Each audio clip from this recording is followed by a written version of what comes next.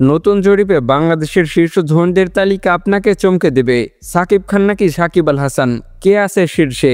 নোবেলজয়ী doctor ইউনূসের সম্পদ কতটা?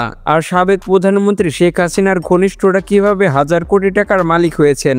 বাংলাদেশের ধনীদের সম্পদের পাহাড় যেভাবে বেড়ে চলেছে তা নিয়ে এখন তোলপাড়। কিভাবে বাড়ছে এই সম্পদ? এই ভিডিওতে দেখতে পাবেন শীর্ষ ধনীদের গোপন স্ট্র্যাটেজি। চলুন জেনে নেওয়া যাক শীর্ষ ধনীদের চালচল্যকর সব তথ্য। 10 নম্বর রয়েছে সাকিব খান। বাংলাদেশের সবথেকে ধনী ব্যক্তিদের তালিকায় কিং খান হিসেবে খ্যাত সাকিব খান রয়েছে 10 নম্বরে। বর্তমান সময়ে তার মোট সম্পদের পরিমাণ $30 মিলিয়ন, যা বাংলাদেশি টাকায় প্রায় 360 কোটি টাকা। সাকিব খান অনেক বড় বড় কোম্পানির ব্র্যান্ড এন্ডোর্সমেন্ট করে থাকে। এছাড়া সাকিব খানের বিভিন্ন ব্যবসা প্রতিষ্ঠান রয়েছে। সাকিব খান একটি বিজ্ঞাপন করার জন্য অর্ধ কোটি টাকা চার্জ করে থাকেন এবং প্রতি সিনেমার জন্য প্রায় 1 কোটি টাকার উপরে নিয়ে থাকেন। সাকিব খান অনেক লাক্সারিয়াস জীবনযাপন করে থাকে। বলা হয়ে থাকে প্রতি রোজার ঈদে সাকিব খান একটি করে নতুন গাড়ি ক্রয় করেন। এরপর বাংলাদেশের 9 নম্বর ধনী ব্যক্তি সাকিব আল হাসান। তিনি শুধু ক্রিকেট খেলে তার টাকাগুলো আয় করেন না, তার অনেক ধরনের বিজনেস এবং ইনভেস্টমেন্ট রয়েছে। বর্তমানে সাকিব আল হাসান মিরপুরের এই বাড়িটিতে বসবাস করছেন। সাকিব আল হাসানের মোট সম্পদের পরিমাণ $75 মিলিয়ন, যা বাংলা টাকায় প্রায় 900 কোটি টাকা। সাকিব আল হাসান একজন ক্রিকেটার হওয়ার পাশাপাশি একজন সফল ব্যবসায়ী। দেশ এবং বিদেশ মিলিয়ে সাকিব আল হাসানের প্রায় 70টিরও বেশি হোটেল রেস্টুরেন্ট রয়েছে। এছাড়া তিনি বিভিন্ন পণ্যের ব্র্যান্ড এন্ডোর্সমেন্ট করে থাকেন। এক একটি এন্ডোর্সমেন্টের জন্য তিনি লক্ষ লক্ষ টাকা চার্জ করে থাকেন। এরপর 8 নম্বর রয়েছে রাগিব আলী। তিনি পড়াশোনা শেষ করেছেন ইংল্যান্ড থেকে। তার পিতা ছিলেন সামান্য কাঠুরিয়া। তিনি বর্তমানে যে পজিশনে এসেছেন তা তিনি অর্জন করেছেন কঠোর পরিশ্রমের মাধ্যমে। বাংলাদেশের চায়ের বেশিরভাগ চাহিদা মিটিয়ে থাকে রাগিব আলীর কোম্পানি। বাংলাদেশের সবথেকে বড় চা ব্যবসায়ী বলা হয় রাগিব আলীকে। বর্তমান সময়ে তার মোট সম্পদের পরিমাণ $310 মিলিয়ন, যা বাংলা টাকায় প্রায় 3720 কোটি টাকা। রাগিব আলী অসংখ্য শিক্ষা প্রতিষ্ঠান এবং অনেক ধর্মীয় প্রতিষ্ঠান তৈরি করেছেন। বর্তমানে তার বিশাল বিশাল 4টি চায়ের বাগান রয়েছে। তার একটি চায়ের বাগানের মূল্য প্রায় 400 কোটি টাকা।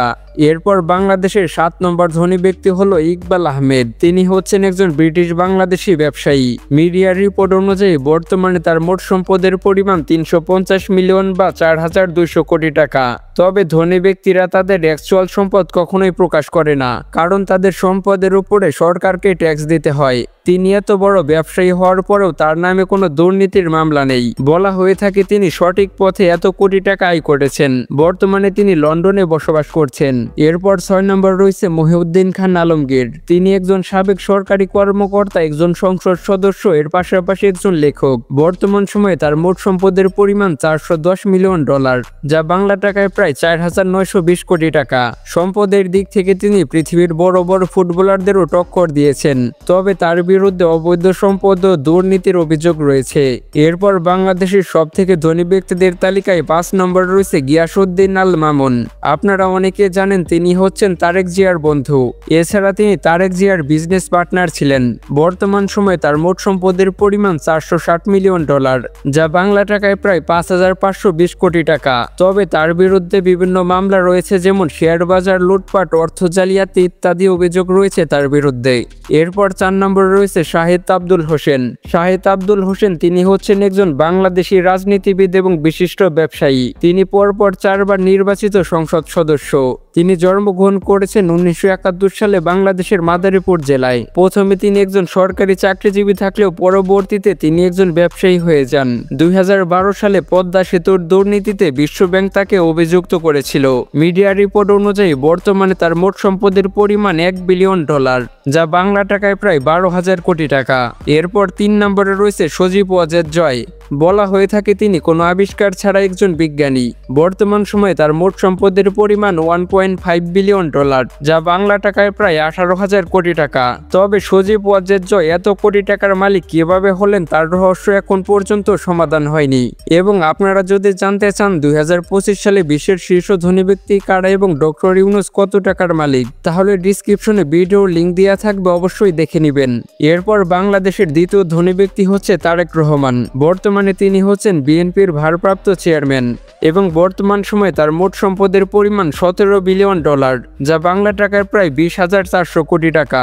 তারেক রহমান এত বিপুল পরিমাণ সম্পদের মালিক কিভাবে হলেন তা এখন পর্যন্ত জানা যায়নি। তারেক রহমান যে গাড়িগুলো ব্যবহার করে সেগুলো পৃথিবীর সবথেকে বিলাসবহুল গাড়ি। তার বেশিরভাগ গাড়িগুলো বুলেট প্রুফ হয়ে থাকে এবং তিনি যে গাড়ি ব্যবহার করে থাকেন সেই গাড়িতে বিএনপির নাম্বার প্লেট ব্যবহার করা হয়েছে। এরপর প্রথম অবস্থানে রয়েছে সাইম সোবহান আনভীর। বর্তমানে তিনি হচ্ছেন বাংলাদেশের সবথেকে ধনী ব্যক্তি।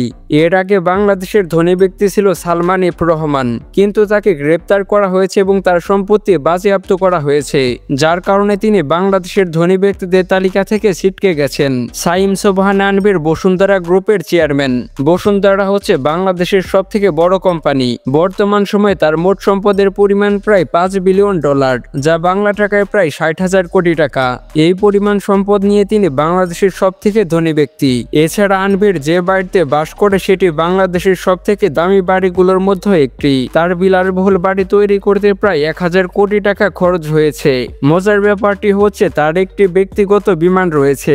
বাংলাদেশে হাতে গোনা কয়েকজন ব্যক্তি রয়েছে যারা ব্যক্তিগত বিমান ব্যবহার করে থাকে। সবশেষে একটি কথা বলতেই হবে, সম্পদ চিরস্থায়ী নয়। আল্লাহর দেয়া এই সম্পদ দিয়ে সমাজের দায়িত্ব পালন করা আসল সফলতা। মনে রাখবেন, পৃথিবী পরীক্ষার স্থান, সুখের নয়। ভিডিওটি ভালো লাগলে লাইক, কমেন্ট, শেয়ার করুন। চ্যানেলে নতুন হলে সাবস্ক্রাইব করার অনুরোধ রইল। তো দেখা হচ্ছে আর নতুন একটি ভিডিওতে। ততক্ষণ পর্যন্ত ভালো থাকুন, অন্যকে ভালো রাখুন। আল্লাহ হাফেজ।